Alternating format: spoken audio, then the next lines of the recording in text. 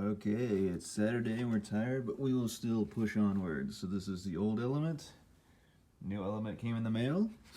And we will start by taking these two connections off. And it looks like the new one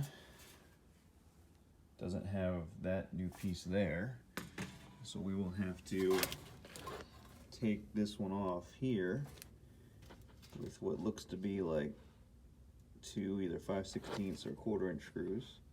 One there, and then bolt it up to the new one. So let's get the old one out. Got the old one on the right. You can see the coil or the long spring system in the element. It's looks I guess burnt, has a burnt look to it. New one looks nice and brand new. And we got that this part swapped over from this side, and of course this piece here comes with the new one. So we'll just, as long, I took a picture to mark the wiring to know how it goes back, and we'll just put the wiring back, and then I had to get another thermal fuse, so we'll put that in and then we'll test it out. Okay, a new element in, second thermal fuse, and we will go ahead and give her a start. Okay.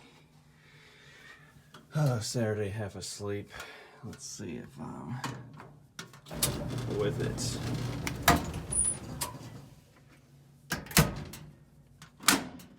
My panels pressed in. Have it on a time drive. Okay, she's running. And if I take you under here, yep, see all this red hot already.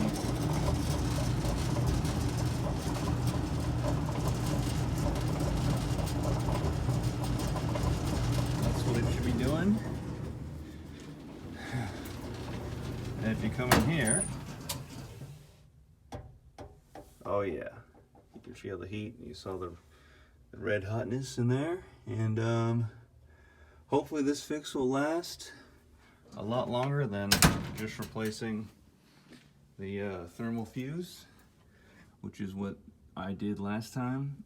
You know, just not really knowing much about, you know, dryers, and that the thermal fuse kept getting blown because the old element had gone bad. So I know these stacked washer dryer setups aren't the most reliable, but we're gonna see how long this lasts, and then if it doesn't last, then, you know, instead of throwing more parts in it, we could just get a whole new setup. But that's the fix, and I will update you all on how long it lasts. Thanks for watching.